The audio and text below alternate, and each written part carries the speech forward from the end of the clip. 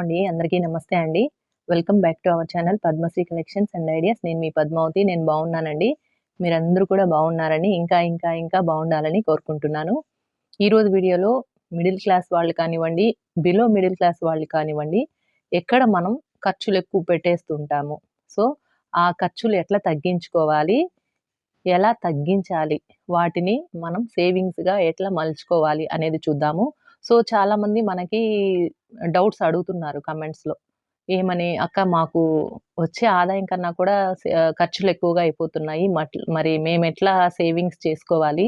So, ఖర్చులనేది ఎక్కడ తగ్గించాలి? ఎలా తగ్గించాలనేది కూడా కొంచెం క్లియర్‌గా వీడియో పెట్టండి. మాకు పిన్ టు పిన్ మనకన్నీ కూడా ఎక్స్‌ప్లెయిన్ చేయండి. సో, మాకు తెలియట్లేదు. ఎవరినడగాలో తెలియలేదు. మీ వీడియోస్ చూసి బాగా ఇన్‌స్పైర్ అవుతున్నాము. సేవింగ్స్ చేసుకోవాలని చాలా బలమైన కోరిక ఉంది. సో, మీరు మాకు అన్నీ కూడా వివరించండి. ఒక సిస్టర్‌లాగా, ఒక మదర్‌లాగా మాకు వివరించండి అని చెప్పి అడుగుతున్నారు. సో, నేను దానికి హ్యాపీగా ఫీల్ అవుతున్నానండి. ఎందుకంటే తెలియని విషయాలు అడిగి తెలుసుకోవడంలో తప్పేమీ లేదండి. మనకన్నా చిన్నవాళ్ళ, మనకన్నా పెద్దవాళ్ళ అని ఇక్కడ ఎప్పుడు కూడా మనం ఆలోచించకూడదు. మనకు తెలియని విషయం మన చిన్న పిల్లాడి దగ్గర నుంచి కూడా మనం నేర్చుకోవచ్చు. సో, అలాంటి విషయాల్ని నేను ఎంకరేజ్ చేస్తాను. మనకు తెలియనప్పుడు నామోషి పడకుండా, అయ్యో! మనకు తెలీదా ఈ విషయం కూడా అని ఎప్పుడు అనుకోకూడదు. అలా అనుకుంటే మన ఎదుగుదల అనేది ఖచ్చితంగా ఆగిపోతుంది. కాబట్టి ఎప్పుడు కూడా తెలియని విషయాలు ఎక్కడి నుంచైనా నేర్చుకోవచ్చు. ఎవ్వరి దగ్గర నుంచైనా నేర్చుకోవచ్చు. మనం నేర్చుకోవడమే నిత్య విద్యార్థిగా మనం ఉంటేనే మనం ఎదుగుతాము అని ఒకటి గుర్తుపెట్టుకోండి. సో, ఈరోజు చూద్దామండి జనరల్‌గా మిడిల్ క్లాస్ అయినా, లేదా బిలో మిడిల్ క్లాస్ అయినా కూడా మనకు ఇన్‌కమ్ కానివ్వండి, సాలరీ కానివ్వండి, తక్కువ అంటే మనకొచ్చే ఆదాయమే లేక మనకొచ్చే జీతం తక్కువగా ఉన్నప్పుడు మనం ఎట్లా సేవింగ్స్ చేసుకోవాలి? ఖర్చులనేది ఉంటుంది. సో, ఫస్ట్ మన దగ్గర ఉన్న మనకున్నటువంటి ఆపర్చునిటీ ఏంటి అంటే ఆదాయం పెద్దగా లేనప్పుడు, ఉన్న ఆదాయంలోనే మనం ఖర్చులు పెట్టుకోవాలి. బట్ ఖర్చులనేది ఎక్కువ చేసేస్తుంటారు. కొంతమంది ఏం చేస్తారంటే, ఇప్పుడు ఇన్‌కమ్ ఒస్తుంది. ఖర్చులు, ఆ ఇన్‌కమ్‌కి తగినట్లుగా ఖర్చులు ఉంటాయి. సేవింగ్స్ అయితే లేదు అంటారు. కానీ మనం కొంచెం ప్లాన్ చేసుకొని, అవి ఎక్కడ పెద్ద ఖర్చులు మనం చేస్తున్నాము, మేజర్‌గా ఎక్కడ పోతున్నాయి అనేది అవగాహన తెచ్చుకొని చేసుకున్నట్లయితే ఖచ్చితంగా మనం సేవింగ్స్ అయితే చేయొచ్చు. ఇకపోతే మనం చేసే మిస్టేక్స్ ఎలా ఉంటాయో కూడా చూద్దాము. ఇప్పుడు జనరల్‌గా అందరూ కూడా ఆదాయం తక్కువగా ఉంటుంది. ఖర్చు ఎక్కువగా ఉంటుంది. ఇకపోతే నో సేవింగ్స్ అంతే కదా! ఆదాయం తక్కువుంది, ఖర్చు ఎక్కువుంది. మనకి సేవింగ్స్ చేయడానికి వీలు పడట్లేదు. సో, ఇంకొకటి కొంతమంది ఏం చేస్తారు అడిషనల్‌గా అప్పులు కూడా చేసేస్తుంటారు. అంటే వచ్చే ఆదాయం కన్నా కూడా ఖర్చులు ఎక్కువ చేసేస్తూ ఉండడం వలన బయట నుంచి కూడా మనం అప్పులు చేయాల్సి వస్తోంది. సో, ఇది రాంగ్. నెక్స్ట్ కొంతమంది 3 రకాలుగా ఉంటారండి. మనకు 3, 4 రకాలుగా చూసుకోవచ్చు. ఇప్పుడు ఆదాయం తక్కువగా ఉండి, ఖర్చులు ఎక్కువగా ఉంటోంది కాబట్టి మనం సేవింగ్స్ చేయలేకపోతున్నాము. ఇది అందరికీ తెలిసిందే.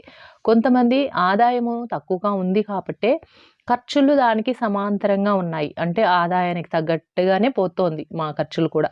కాబట్టి మాకు సేవింగ్స్ లేదు అనేవాళ్ళు కొందరు.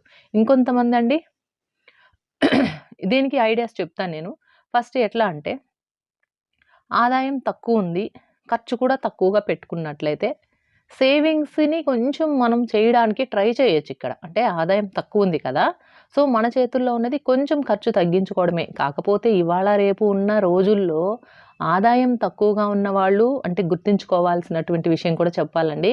తక్కువగా ఉన్నంత మాత్రాన ఖర్చులేమి తగ్గట్లేదు. ఎందుకంటే ప్రతీదీ కూడా ఈ రోజుల్లో వస్తువులకి విలువ పెరిగిపోయింది. వస్తువులకి విలువ పెరిగినంత సులభంగా మనుషులకు ఆదాయం పెరగట్లేదు. అది మనం బాధాకరమైన విషయమే చెప్పాలి అంటే అది మనకి ఒక మైనస్. అంటే మిడిల్ క్లాస్ వాళ్ళు, బిలో మిడిల్ క్లాస్ వాళ్ళు ఆర్థికంగా ఎదగకపోవడానికి కారణం వాళ్ళకు జీతాలు పెంచడం లేదు. ఒకటి గవర్నమెంట్ కావచ్చు, గవర్నమెంట్ పక్కన పెట్టండి. ప్రైవేట్ ఆర్గనైజేషన్‌లో చిన్న చిన్న ఉద్యోగస్తులు చేసే వాళ్ళకి పెద్దగా ఇంక్రిమెంట్స్ ఉండవు. సో, చిన్న చిన్న వ్యాపారాలు చేసుకునే వాళ్ళకి ప్రతిరోజు సక్సెస్‌ఫుల్‌గా, ప్రతిరోజు ప్రాఫిటబుల్‌గా మనకి బిజినెస్ జరుగుతుందని కూడా చెప్పడానికి లేదు. సో, ఎటొచ్చి మధ్య తరగతి, దిగువ మధ్య తరగతి వాళ్ళే ఈ బాధలు, ఇలాంటి ఫైనాన్షియల్ ప్రాబ్లమ్స్ ఫేస్ చేస్తుంటారు. కాబట్టి మనకు తక్కువ ఆదాయమే ఉంది కాబట్టి ఖర్చు తగ్గించుకోవాలి అంటే అది మనకి కష్టంగానే ఉంటుంది. బట్ మనం సేవింగ్స్ చెయ్యాలి అనుకున్నప్పుడు కొన్ని రకాల ఖర్చులు మన చేతుల్లోనే ఉన్నాయి. అది చూద్దామండి ఎట్లా. సో, ఇంకా మిడిల్ క్లాస్‌లో ఉన్నాం కాబట్టి 80% చాలామంది రెంటెడ్ హౌస్‌లో ఉంటారు. అవునా? 80% ఉంటారు. ఎవరో 20% అంటే కొంచెం ఎర్నింగ్స్ పెంచుకొనో, లేదా సేవింగ్స్ పెంచుకొనో, లేదా పెద్దవాళ్ళ నుంచి కొంచెం హెల్ప్ ఉండి, అట్లా అంటే పేరెంట్స్ కొంచెం మంచిగా వాళ్ళ సేవింగ్స్ చేసి వాళ్ళ కోసం కొంచెం దాచి ఉంటే తప్ప, ఎక్కువగా మాక్సిమం 80% రెంటెడ్ హౌస్‌లోనే ఉంటున్నారు. ఎందుకంటే అంతా భూమికి విలువ పెరిగిపోయింది. ఫ్లాట్స్‌కి వాల్యూ పెరిగిపోయింది. బట్ మధ్య తరగతి వాళ్ళకి ఇందాక చెప్పుకున్నట్టు సాలరీ, ఇన్‌కమ్ పెరగడం లేదు. అది బాధాకరమైన విషయం. సరే. ఇప్పుడు ఈ మనం రెంట్ అనుకుంటున్నాం కదా!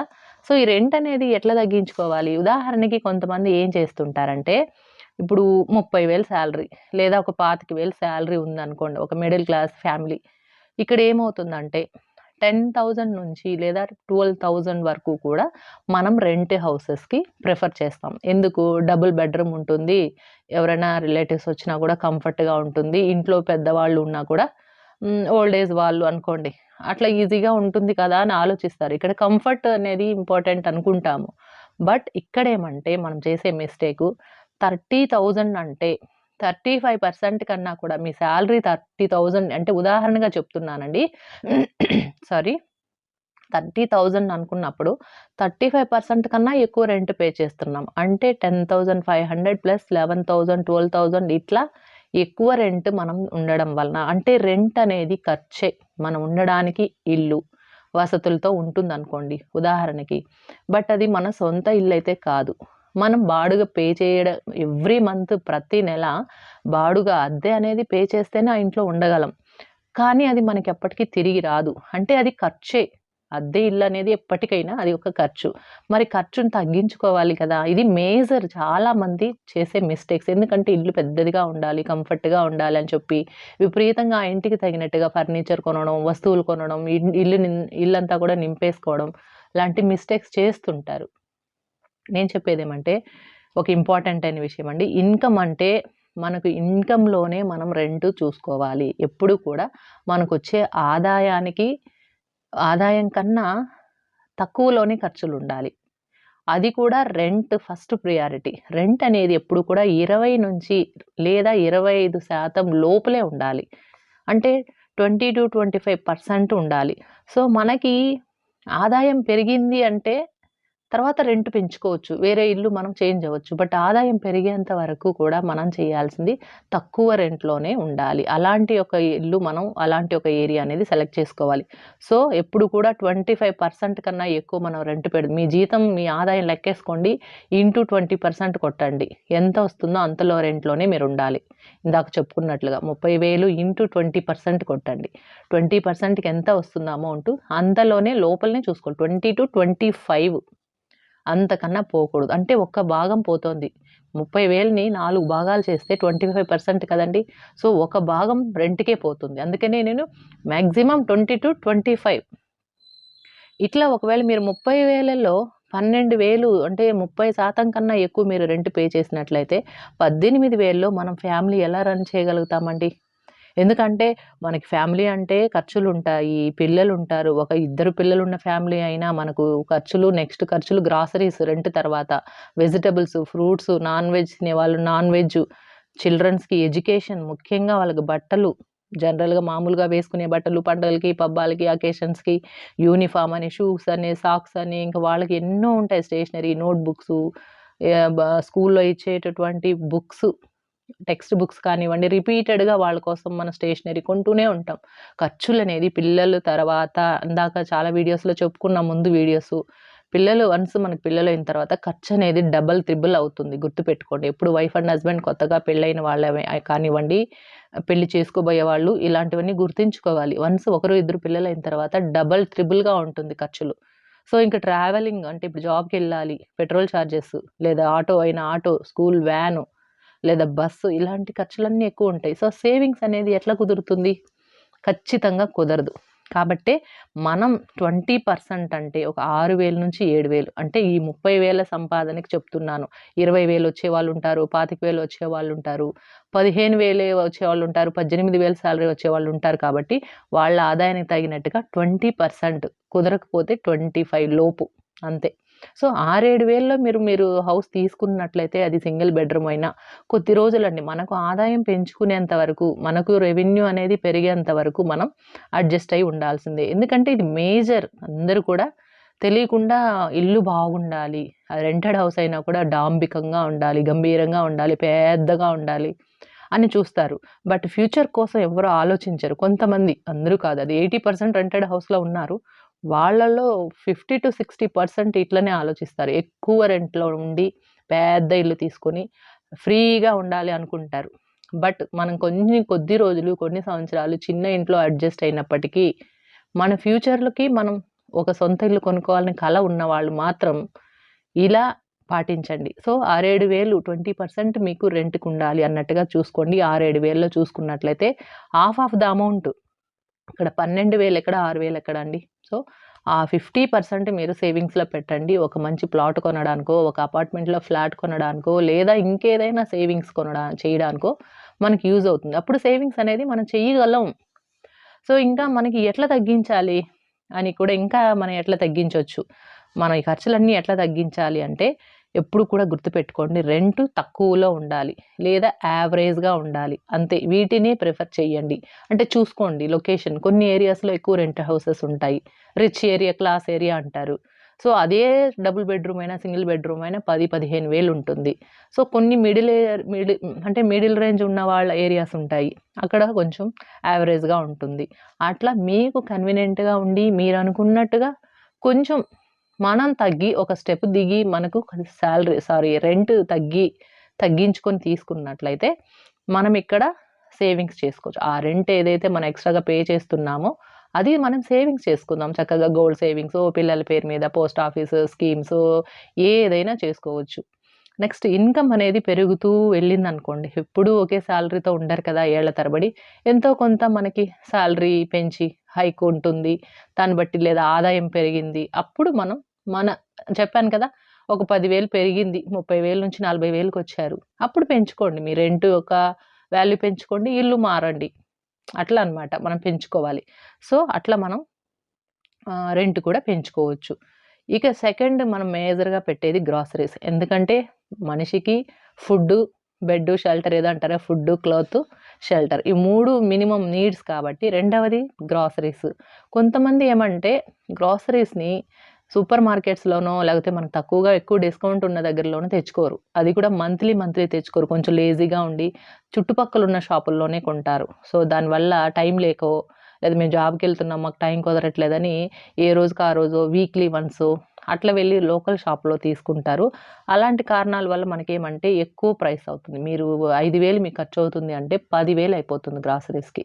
ఎందుకంటే చుట్టుపక్కల ఉన్న కిరాణా షాపుల్లో కొనొచ్చు తప్పులేదు. బట్ ఎవ్వరైనా ఆదాయం లేకుండా చెయ్యరు కదా! కానీ కొన్ని షాప్స్‌లో ఎట్లా అండి మార్కెట్‌లో ఒక రూ. 100కు దొరికే వస్తువుని ఇక్కడ 150, 200 అమ్ముతారు. సో, డబుల్, ట్రిపుల్ పెట్టి అమ్మేస్తుంటారు. అలాంటప్పుడు అక్కడ కొంటే మనకు నష్టమే కదా! సో, అందుకనే రిటైల్‌గా కొనడం కన్నా ఇది చాలా తప్పు.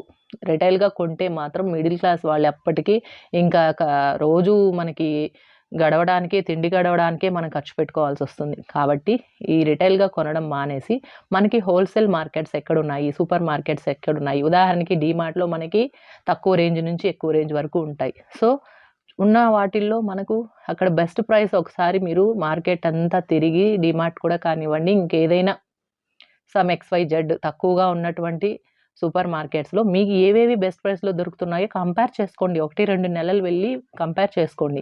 ఏ సరుకులు ఏవేవి తక్కువున్నాయో అవి అక్కడ తెచ్చుకోండి. నెక్స్ట్ మాకు తిరుపతిలో అయితే వెజిటబుల్ మార్కెట్‌లోనే కొన్ని ప్రొవిజనల్ షాప్స్ ఉంటాయి. అక్కడ కొంచెం ఎక్కువ డిస్కౌంట్‌తో అమ్ముతూ ఉంటారు. ఎందుకంటే అందరూ డీమార్ట్‌కి ఇట్లా వెళ్ళిపోవడం వలన వీళ్ళు కూడా తగ్గించి అమ్ముతున్నారు. సో, అది కూడా మనం నోటీస్ చేయగలగాలి. అట్లా మనకి ఎక్కడ తక్కువకు దొరుకుతుందో 1, 2 సార్లు అంటే నెలలో 2 సార్లు తిరిగైనా మనం ఇట్లా తక్కువలో తెచ్చుకున్నాము అంటే 1000-2000 వరకు తేడా వస్తుంది. అట్‌లీస్ట్ ఒక 1500 అయినా డిఫరెన్స్. అంటే అంత మనం సేవ్ చెయ్యొచ్చు. అంత ఎక్కువగా పెట్టేస్తున్నాము అని అర్థం. సో నెక్స్ట్ వెజిటబుల్స్ కూడా నియర్ బై షాప్స్ అట్లా కొనడం కంటే కూడా వీక్లీ వన్సో లేదా 10 డేస్కి వన్సో మనం రైతు బజార్ అని వెజిటబుల్ మార్కెట్, పెద్ద మార్కెట్ ఇట్లా ఉంటుంది. అంటే పెద్ద మార్కెట్ అంటే ఆ మార్కెట్ నుంచే వచ్చి మిగిలిన ఏరియాస్లో చిన్న చిన్న మార్కెట్లు ఉంటాయి, అక్కడికి వెళ్తాయి. సో చిన్న చిన్న మార్కెట్స్లో కొనడం వల్ల రేట్ ఎక్కువగానే ఉంటుంది. లేకపోతే లోకల్ షాప్స్లో కొన్నా, నియర్ బై మనకి కిరాణా షాపుల్లో కొన్నా ఎక్కువ ఉంటుంది రేటు. సో మీరు వెజిటబుల్స్ అన్నీ కూడా weekly once or monthly twice తెచ్చుకోండి. Next tuition fee. పిల్లలకి మనం ట్యూషన్ పంపిస్తూ ఉంటాం. ఇప్పుడు ఒక పిల్లవాళ్ళకైనా ఫస్ట్ క్లాస్ నుంచి 5th క్లాస్ వరకు 500 వరకు ఛార్జ్ చేస్తున్నారు. ఇద్దరు పిల్లలకి ₹1000 ఖర్చు పెడుతున్నాం. సో ఇది మీరే సెల్ఫ్ ట్యూషన్ పెట్టండి. మీకు కొంచెం చదువు నాలెడ్జ్ ఐడియా ఉండి, అంటే ఒక 10th ఇంటర్, డిగ్రీ డిస్కంటిన్యూడ్ ఇట్లా ఉంటారు కదా. ఎంతోమంది చదువుకున్న వాళ్ళ ఇంట్లో ఖాళీగానే ఉన్నారు. మరి ట్యూషన్ కూడా పిల్లల్ని బయటకు పంపించకుండా ఒక 2-3 గంటలు మీరు స్పెండ్ చేసి ఈవినింగ్ అర్లీగా డిన్నర్ కంప్లీట్ చేసి పిల్లలకి ట్యూషన్ తీసుకోండి. ఆ ₹1000 మీరు సేవింగ్స్ చేయొచ్చు కదా. ఆ ₹1000తో మీరు ఏదైనా గోల్డ్ కాయిన్స్ సేవింగ్స్ చేసుకోవచ్చు కదా. లేదా మీ పిల్లలతో పాటు ఇంకొక 4 పిల్లలకి చిల్డ్రన్స్‌కి మీరు ట్యూషన్ చెప్పారనుకోండి, ఇంకొక 2000 అడిషనల్‌గా వస్తుంది. సో ₹3000 మీరు ఇంట్లో నుండే ఒక 2-3 గంటల్లోనే 3000 వరకు సంపాదించగలుగుతున్నారు కదా. సో ఇట్లా మనం సేవింగ్స్‌ని చేసుకోవచ్చు. అంటే ఖర్చులు మేజర్‌గా పెట్టే ఖర్చులను తగ్గించుకొని మన ఆదాయ మార్గాలను కూడా పెంచుకోవాలి. ఇప్పుడున్న రోజుల్లో అండి భర్త ఒకరే సంపాదిస్తూ ఉంటే టోటల్ ఫ్యామిలీ 5 మంది, 6 మంది రన్ చేయడం అనేది చాలా కష్టం. సో అందుకనే మీరు పిల్లలు అయిపోయింది, కొంచెం పిల్లలు స్కూల్‌కి వెళ్ళే స్టేజ్‌లో ఉన్నారు అంటే వెంటనే ఎర్నింగ్స్ కోసం ఆలోచన చేయండి. వెంటనే ఎర్నింగ్స్ ఈ 2025 నుంచి, అందుకే చెప్తున్నాను 2024 అయిపోయింది. సో 2025 నుంచి రెవెన్యూ పెంచుకోవడానికి చూడండి. మీరు ఇంటి దగ్గర నుంచి ఎలా చేయగలరు, లేదా మీరు ఒక పార్ట్ టైం వెళ్ళి ఒక 4, 5 గంటలు నేను స్పెండ్ చేయగలను, మీకు టైం కేటాయించుకోండి. ఏం చేయగలరో చూడండి, మీలో స్కిల్స్ చూడండి. లేదా మీ చుట్టూ ఉన్నటువంటి ఆఫీసెస్ కానివ్వండి, ఫర్మ్స్ కానివ్వండి, ఏదైనా మీరు చేయగలిగిన మీ క్వాలిఫికేషన్ తగినవి ఏమున్నాయో సెర్చ్ చేయండి, దృష్టి పెట్టండి. ఒక నెల రోజులు పట్టినా పర్వాలేదు, 2 నెలలు పట్టినా పర్వాలేదు. మీకు తగింది ఎంచుకొని వర్క్ చేయడానికి, జాబ్ చేయడానికి, ఎర్నింగ్ చేయడానికి ట్రై చేయండి. ఓకే. మీరు ఖచ్చితంగా ఎర్నింగ్స్ చేయగలరు, నాకు ఆ నమ్మకం ఉంది. మీరు స్టార్ట్ చేయండి. ఫస్టు మీలో కాన్ఫిడెన్స్ అనేది రావాలి. మీరు చేయగలననేటటువంటి ఒక కాన్ఫిడెన్స్ ఇంప్రూవ్ అయిందంటే డెఫినెట్‌లీ మీరు చేయగలుగుతారు. నేను చేయలేను, నేను వెళ్ళలేను, నా వల్ల కాదు, నాకు టైం లేదు, ఇలాంటి సాకులన్నీ పక్కన పెట్టి నేనేం చేయగలను, నా స్కిల్ ఏంటి, నా చదువేంటి, నాకు చుట్టుపక్కల ఉన్న సోర్సెస్ ఏంటి, నేను ఏదైతే చేయగలను, లేదా ఇంటి నుంచి అయితే నేను ఎలాంటివి చేయగలను, నేనున్నటువంటి ఏరియాలో ఏది బెస్ట్, ఇక్కడ ఏది పెడితే జరుగుతుంది.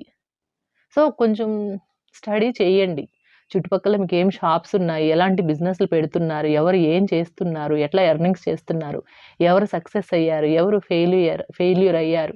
ఇలాంటివన్నీ మనం కొంచెం స్టడీ చేస్తే మనం ఏది చేయగలమనేది మనకొక ఐడియా వస్తుంది.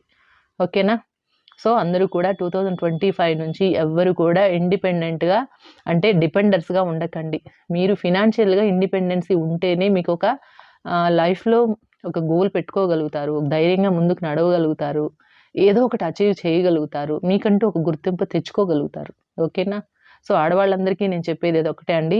మంచిగా ఎర్నింగ్స్ చేసుకోండి, సేవింగ్స్ చేసుకోండి. ఫ్యూచర్‌ని ఇప్పటి లైఫ్ కన్నా కూడా ఇంకొక 5, 6 ఏళ్ల తర్వాత మీ లైఫ్ ఖచ్చితంగా చేంజ్ అవుతుంది. ఓకేనా? మరొక మంచి వీడియోతో మళ్ళీ కలుసుకుంటాను. థాంక్ యూ అండి. బాయ్ అండి. Have a nice day.